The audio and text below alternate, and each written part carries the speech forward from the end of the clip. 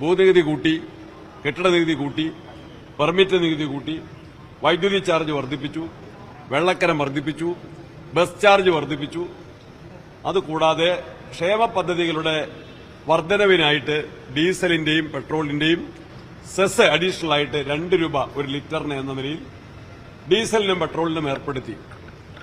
ഇത്തരത്തിലെ നികുതി വർധനവുകളുടെ ഫലമായിട്ട് പ്രതിപക്ഷം ജനങ്ങൾക്കുണ്ടായ പ്രശ്നങ്ങൾ നിയമസഭയ്ക്കകത്തും പുറത്തും സമരമായിട്ടും ശക്തമായിട്ടും ഉന്നയിച്ച കാര്യങ്ങളാണ്. അതിനൊന്നും പരിഹാരമുണ്ടാക്കാൻ കോടതി ഫീസ് പോലും വർദ്ധിപ്പിച്ച ഗവൺമെന്റാണ്. തെരഞ്ഞെടുപ്പ് കാലത്ത് പറഞ്ഞ വാഗ്ദാനങ്ങൾ പോലും പാലിക്കാൻ ഇപ്പൊ സർക്കാർ ശ്രമിച്ചിട്ടില്ല, കഴിഞ്ഞിട്ടില്ല. ഇതൊരു പൊടിക്കൈ മാത്രമാണ്. എന്തായിരുന്നു കഴിഞ്ഞ ഇലക്ഷൻ സമയത്ത് പറഞ്ഞത്? ക്ഷേമ പെൻഷൻ 2500 ആക്കുമെന്ന് പറഞ്ഞു. എത്ര കൊല്ലം കഴിഞ്ഞു, എത്ര മാസം കഴിഞ്ഞു?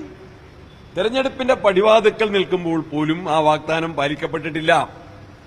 റബ്ബർ കർഷകർ കൊടുക്കുന്ന ആനുകൂല്യം 250 രൂപയാക്കും ഒരു കിലോയ്ക്കെന്ന് പറഞ്ഞു. അത് പ്രകടന പത്രികയിൽ പരസ്യമായിട്ട് പറഞ്ഞ കാര്യമാണ്. അതാവശ്യപ്പെട്ട കോട്ടയത്തെ എം പി ആയിരുന്ന ചാഴികാടനോട് മുഖ്യമന്ത്രി നവകേരള സദസ്സിൽ പറഞ്ഞത് അത് ചർച്ച ചെയ്യേണ്ട സമയമല്ല ഇത് എന്നാണ്. കാരണം അത് ചർച്ചയ്ക്ക് ഗവൺമെന്റ് തയ്യാറായിരുന്നില്ല. ഇപ്പോൾ 250 രൂപ പ്രഖ്യാപിച്ചവർ 200 രൂപ മാത്രം ഇപ്പൊ അനുവദിച്ചിരിക്കുകയാണ്. എല്ലാ കാര്യങ്ങളിലും